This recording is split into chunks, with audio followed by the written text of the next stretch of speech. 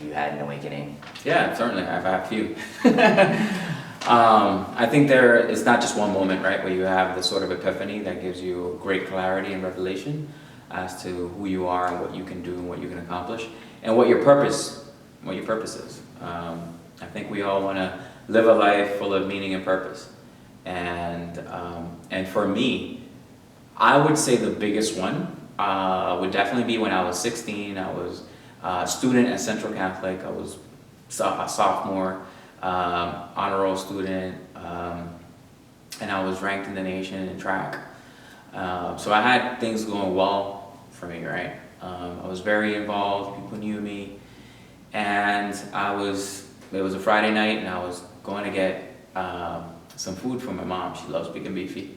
So I went, and on the way back, wrong place, wrong time, there was a fight.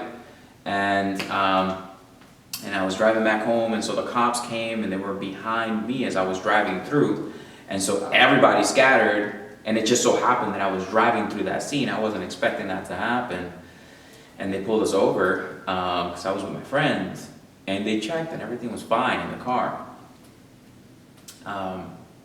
But they looked around and they checked the entire scene. And there was a detective that actually found a handgun, and it was a fully loaded handgun. And we were the only ones on the scene.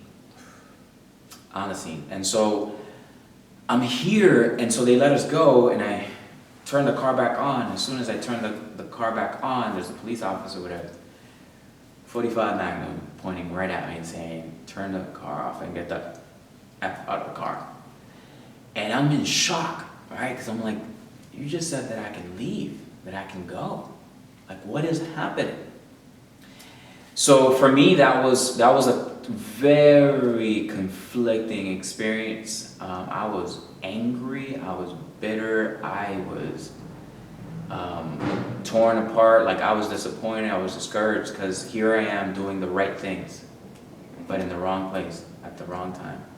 And I'm becoming a victim to just being a city kid. So I was arrested. My rights were violated. I wasn't allowed to, I couldn't make a phone call. I was in a jail cell by myself, cold, 16, for 3 days.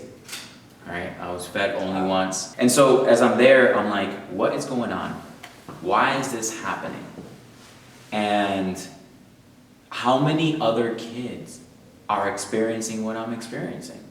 How is this perpetuating racism? And how is this perpetuating poverty? How are young kids who are really good kids being targeted? I said, I no longer want to be in Lawrence and live in Lawrence, nor do I want to come back to the city.